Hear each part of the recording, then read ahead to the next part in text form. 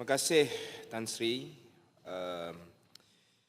Satu pembetulan yang lama tertangguh rang undang-undang ini dan saya akan menyokong dengan sepenuh-penuhnya. Tapi namun dalam menyokong, saya ingin memastikan kita tidak sekadar menambah angka tetapi memperkasakan atau memperkukuhkan falsafah di sebalik agihan antara persekutuan dengan negeri.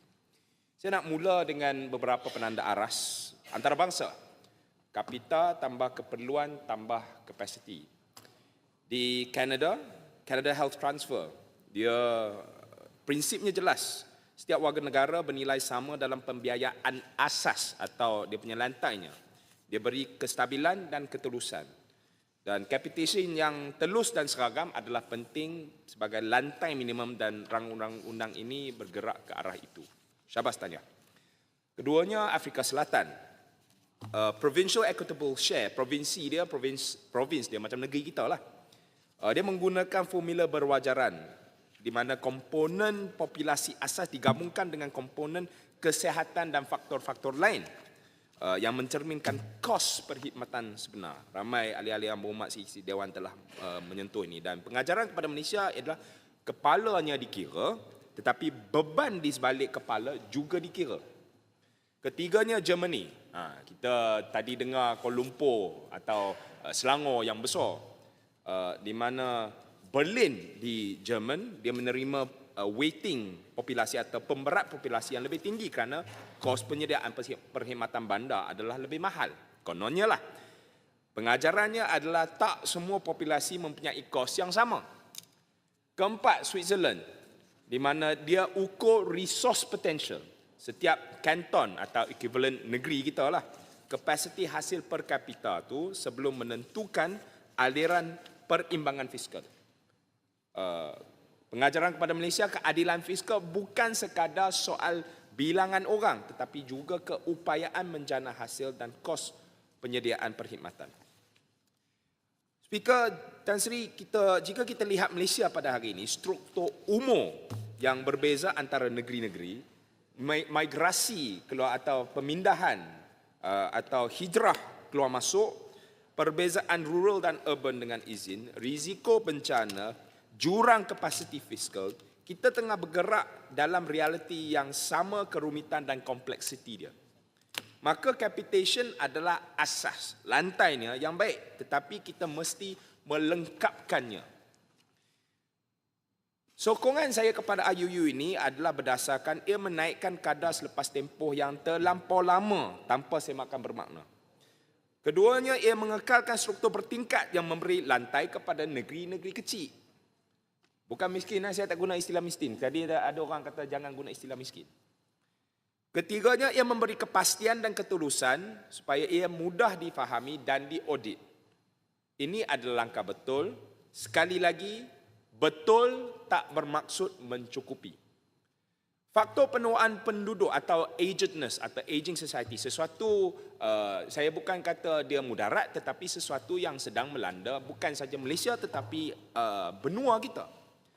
Malaysia sedang menua tetapi tak semua negeri menua pada kadar yang sama. Negeri dengan peratusan warga emas yang tinggi akan menanggung kos kesihatan kronik yang lebih tinggi, keperluan penjagaan wad jangka panjang, fasiliti komuniti warga emas, latihan tenaga kerja penjagaan dan berbagai-bagai lagi faktor. Dan jika kita hanya mengira kepala tanpa mengira umur kepala tersebut, maka kita berisiko mencipta ketidakseimbangan fiskal yang halus tetapi mendalam. Negeri yang lebih menua mungkin memerlukan lebih banyak peruntukan per kapita berbanding negeri-negeri yang lebih muda. Faktor migrasi atau penghijrahan bersih atau net migration antara negeri, bukan hijrah ke Singapura, bukan pergi Thailand, bukan Hong Kong. Migrasi antara negeri, net migration. Ada negeri yang menjadi penerima bersih migrasi. Ini meningkatkan tekanan infrastruktur pada perkhidmatan. Ada negeri yang mengalami migrasi keluar yang bersih, khususnya golongan muda dan tenaga kerja, dan ini meninggalkan struktur umur yang lebih berat, asas hasil lebih kecil, dan kos perkhidmatan yang tidak berkurang secara linear. Jadi, tanpa pelarasan, negeri yang kehilangan modal insan akan terus kehilangan kapasiti fiskal tanpa sokongan yang sepadan. Dan saya ambil sedikit masa lagi Tan Sri. Service population dan kos sebenarnya adalah sesuatu yang perlu juga dipertimbangkan. Penduduk rasmi bukan satu-satunya pengguna fasiliti negeri. Pelancong, komuter rentah negeri, pelajar luar, pekerja sementara, semua menggunakan jalan negeri, kemudahan kesihatan dan perkhidmatan kebersihan dan keselamatan. Ada negeri yang menanggung beban jauh lebih besar daripada angka banci rasmi dan ini wajar dipertimbangkan dalam reka bentuk keseluruhan geran persekutuan. Dan kapasiti fiskal dan kos struktur yang disebut oleh ramai ahli-ahli yang berhormat. Tak semua negeri mempunyai asas ekonomi dan keupayaan hasil yang sama. Persekutuan lain mengukur resource capacity. Tadi saya sebut Switzerland sebelum membuat perimbangan. Selain itu, faktor kos struktur seperti rurality atau keluar bandaran dan keluasan geografi, risiko bencana berulang, backlog infrastruktur yang uzur, tahap kemiskinan dan kerentanan sosial. Semua ini mempengaruhi kos sebenar penyediaan perkhidmatan awam. Dan capitation memberi asas needs-based adjustment dengan izin juga diperlukan untuk memberi keadilan. Cadangan kerangka Malaysia saya nak sampaikan di atas penyokongan saya terhadap IUU ini.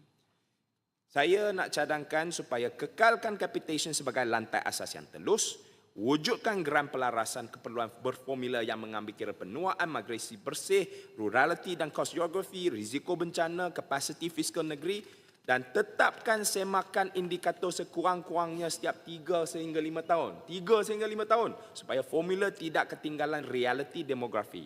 Dan ini bukan soal politik negeri atau persekutuan. Ini bukan nak peg one against the other dengan izin. Ini soal keadilan struktur dalam sebuah persekutuan. Saya nak sampaikan 5 soalan. Saya panggil lockdown questions lah kepada Yang Berhormat Menteri dan juga Kementerian. Adakah kerajaan bersedia memperkenalkan komponen pelarasan berdasarkan peratusan umur 65 ke atas atau old age dependency ratio dalam mana-mana geran persekutuan? Jika ada, bila? Kedua, adakah kerajaan akan mengiktiraf dan mengukur penghijraan bersih atau net migration antara negeri sebagai faktor pelarasan fiskal? Apakah indikator yang akan digunakan sekiranya ada? Adakah konsep service population termasuk komuter dan pelancong akan dimasukkan dalam pertimbangan formula geran pada masa hadapan?